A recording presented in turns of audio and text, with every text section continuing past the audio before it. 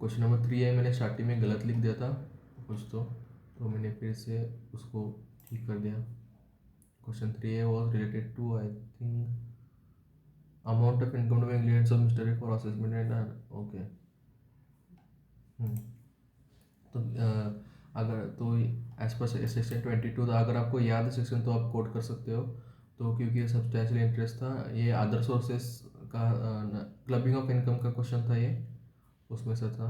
तो वो आपको लॉ इधर लिखना है 3-4 लाइन में कि क्या बोलता है लॉ, उसके बाद फैक्ट्स ऑफ द केस लिख के जो भी आपका कंक्लूजन और कैलकुलेशन है वो आप इधर लिख सकते हो इस टाइप के क्वेश्चन के लिए।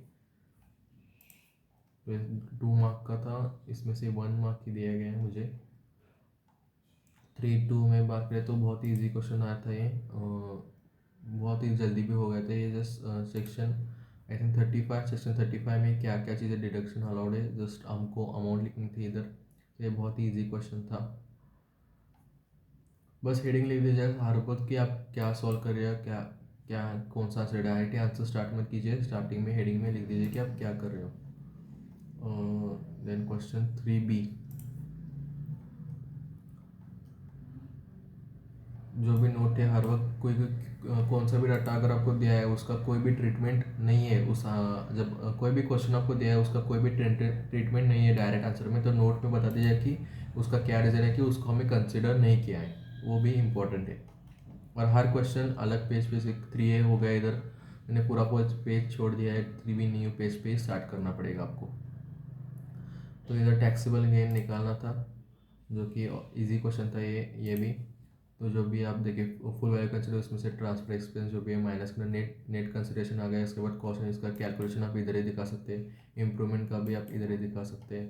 तो लॉन्ग टर्म में उसके बाद डिडक्शन जो भी इसका नोट मैंने बनाया था, तो नोट में अगले पेज पे लिखा है टैक्सेबल। तो 4 मार्क्स का क्वेश्चन का मिल गया। इधर नोट्स के लिए भी मार्क्स हैं, आपको बनाने पड़ेंगे नोट्स, इधर दिया नहीं गया लेकिन नोट के लिए मार्क्स है, क्योंकि वरना आप डायरेक्टली ये अमाउंट नहीं निकाल सकते डिडक्शन वाली।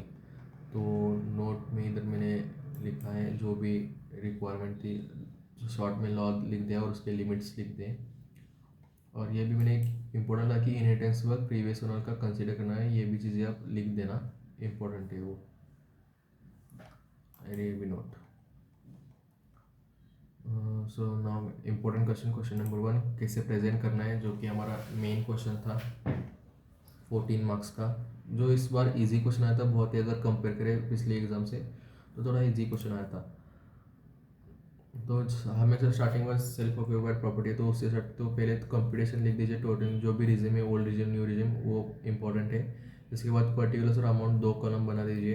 तो पहले हमेशा HP से स्टार्ट करना पड़ेगा, जो भी चीज़ें आप लिख देंगे, और इसकी भी अगर नोट की ज़रूरत है तो आप आगे। तो इधर एक सेट ऑफ का भी पॉइंट था PGBB इनकम का। तो क्वेश्चन जब भी आप पढ़ेंगे टैक्सेशन का, तो जब भी आप पढ़ेंगे तो इधर शॉर्ट में पेंसिल से साइड में लिख सकते हैं कि इस चीज़ की क्या क्या ट्रीटमेंट हो सकती है, ताकि आप जब भी उस हेड का क्वेश्चन करें, जैसे मैंने HP का स्टार्ट किया था, तो जो भी HP में चीज़ें मुझे एडजस्ट करनी है वो मुझे पता हो, नहीं तो आप नहीं, अगर आपको कोई भी जैसे लगता है कि HP की इनकम है और इधर कोई सेटअप हो सकता है आगे जाके, तो आप लाइन में इधर चाहे तो सिर्फ एक पेज पे सिर्फ हाउस प्रॉपर्टी का सॉल्व कीजिए और नीचे टोटल कीजिए, अगले पेज पे 2-3 पेज पे PGBP के लिए 2-3 पेज लीजिए और करिए।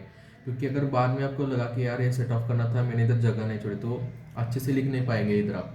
तो एक तो जब आप पहले टाइम क्वेश्चन पढ़ते हो उसी वक्त अगर आपको पता चलेगा कि किधर ना किधर तो आपको सेट ऑफ के लिए जगह चाहिए, तो लिख लेंगे क्वेश्चन में आंसर शीट पे लिख लेंगे कि सेट ऑफ HP में मुझे जगह चाहिए, या तो याद हो तो आप लिख लोगे, तो बेनिफिशियरी की